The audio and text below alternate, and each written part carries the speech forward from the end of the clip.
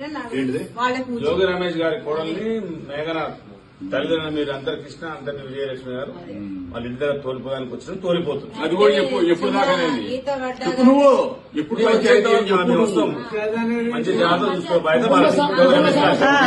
మళ్ళీ మీరు వచ్చే సమస్య పరిష్కారం అయ్యేంత వరకు దాన్ని చిన్న గీత పడ్డా వాళ్ళదే బాధ్యత. ఎప్పటి వరకు అంటే అనేది నేను చెప్తా.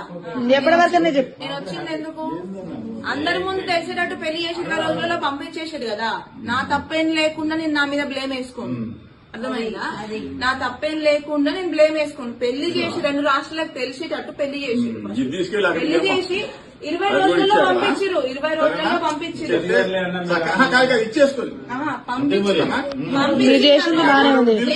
నేను వచ్చిన డబ్బు గురించి కాదు. దేని గురించి వచ్చినా అంటే ఎంతమంది ముందైతే పెళ్లి చేసిరో అంతమంది ముందుగే తెలిసేటట్టు ఆ అమ్మాయి తప్పేం లేదు, మా తప్పు వల్లనే మేము వద్దనుకుంటున్నాం అని చేసిన రోజు నాకు న్యాయం జరిగినట్టు నా విషయంలో. అది దానికి వచ్చి అప్పటి వరకు ఇక్కడే ఉంటదా దానికి రీజన్ నేను ఉండేదానికి రీజన్ అది.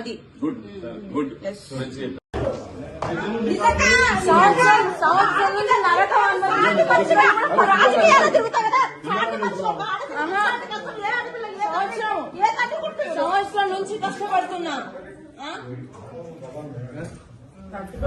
హాయిగా జిమ్కి వెళ్ళడం, తినడం, రావడము నాకు అయిపోయింది. చేసుకున్నా వదిలేసిన అదే జీవితం అనుకున్నప్పుడు నన్ను ఎందుకు చేసుకోవాలి? హాయిగా నా లైఫ్ లో నేను హాయిగా ఉన్నా. డాడీ షాప్ కి వెళ్తున్నా, హాయిగా ఉన్నా. నాది హ్యాపీ లైఫ్.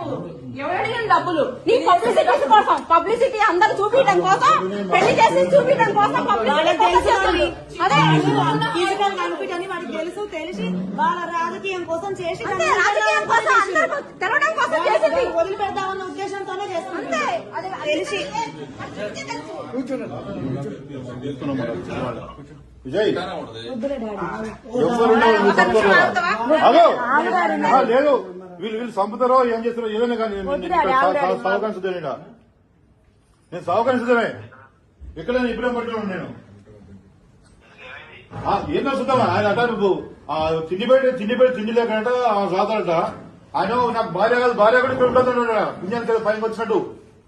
ఎంత మంది నువ్వు నా లైఫ్ లో నేను హ్యాపీగా ఉండేదాన్ని. తీసుకోవచ్చు అదే కదా. సంవత్సరం నుంచి ఇంటికి వచ్చి పిల్లల్ని ఏమన్నీ తీసుకొచ్చి నా పిల్లలకి పబ్లిసిటీ చేసి గొంతు కోసి అక్కడ కూర్చోబెట్టి ఇప్పుడు డబ్బుల కోసం డబ్బుల కోసమా లేకపోతే ఇంకా తిండి పెడతా ఊకనే అందరు ఇంట్లో పని మనిషికి పెట్టినట్టు పెడతా. ఎంతమంది ఇంట్లో అందరు ఉంటారు, నువ్వు ఉంటావంటే మరి అందరు ఉండేటట్టే చేసింది పెళ్లి. ఏంది మరి తిండికి లేక పంపిస్తుంది. నా తిండికి లేక ఇక్కడికి వచ్చిందా నా బిడ్డ ఏమన్నా?